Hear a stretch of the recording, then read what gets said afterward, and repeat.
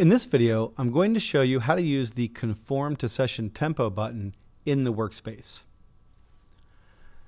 So in the workspace here, there is this button with a metronome icon in it. And if you turn it on, it's green, and if you turn it off, it's gray. I recommend keeping it on 100% of the time, but for this demonstration, I'm going to show you what it's like when you leave it off.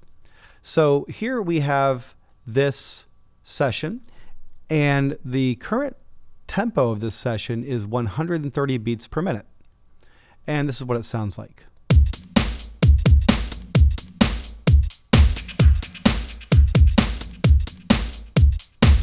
All right, there it is. That's the tempo. I'm going to bring my workspace back to the front with Option J.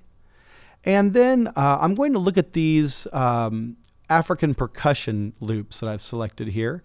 And you can see from the name that they are recorded at all different tempos. For instance, this African agogo, which is a set of bells, was recorded originally at 111 beats per minute. This bembe was 125 beats, and so on and so forth. And so I can preview these, and they're going to play at their tempo that they were recorded at natively, in this case 111 beats per minute.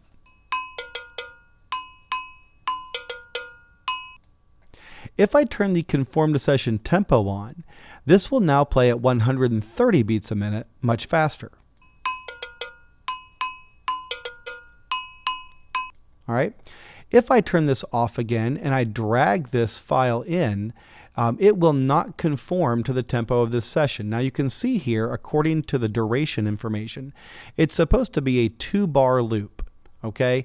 But if I drag it in at the original tempo of 111,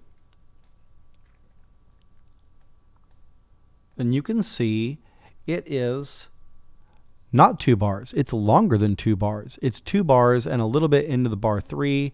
If we look at our length here, it's exactly 2 bars, 1 beat, and 354 ticks. So it's also not going to sound very good. If I listen to it with this house beat, it's going to sound weird. I mean, it starts out kind of cool, but like eventually it sounds like I dropped something. All right. So I'm going to delete this.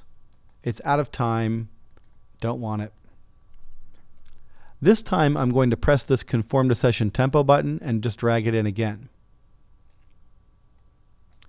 And now you can see it's 2 bars exactly.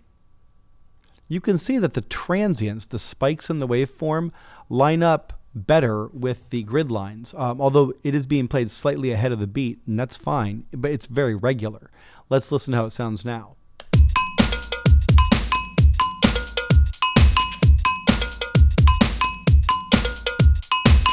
And again, it's ahead of the beat, but man, it sounds groovy.